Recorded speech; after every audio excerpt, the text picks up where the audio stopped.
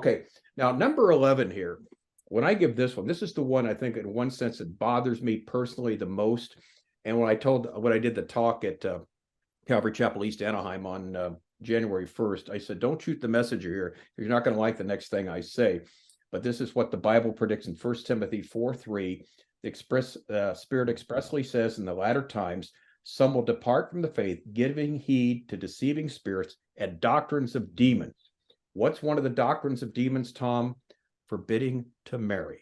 And number 11, attacks against the traditional family.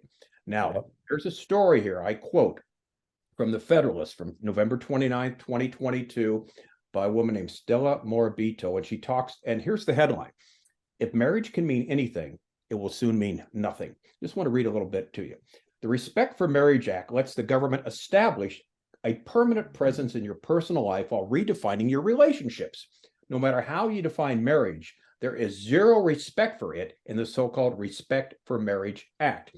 If we continue on this path, the end game, what she says, the government will no longer have to recognize any biological relationships. It need not recognize any legal right you might have as the parents of your biological child. Why should it? It would have already abolished its recognition of the union that produced a child. So when you stop saying it's a male-female union, you've opened up the doors. And the end game, of course, is it's whatever you want it to be. If it means everything and anything, it means nothing. And that's exactly where we're going.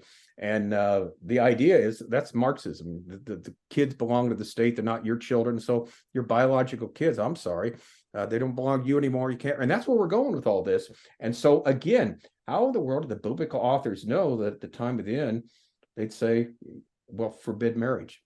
You know, I will say this, that for years, that passage, it confused me.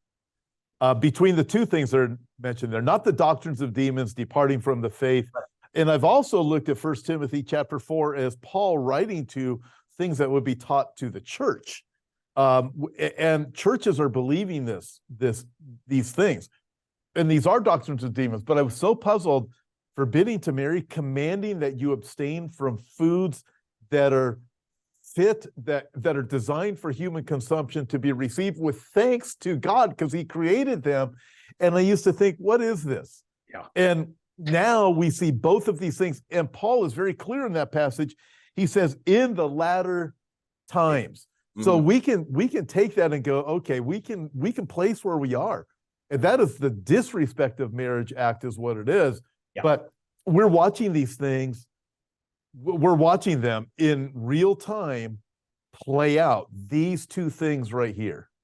It's funny you mentioned that too, Tom, because I mentioned in the article I've written on this in the PDF file, in the latter times, people be forbidden to marry. Said, notice they will also tell people not to eat certain foods that the Lord has created. Both are called doctrines of demons. Doctrines of demons. Doctrines of demons. Yep. This rebellious world is headed.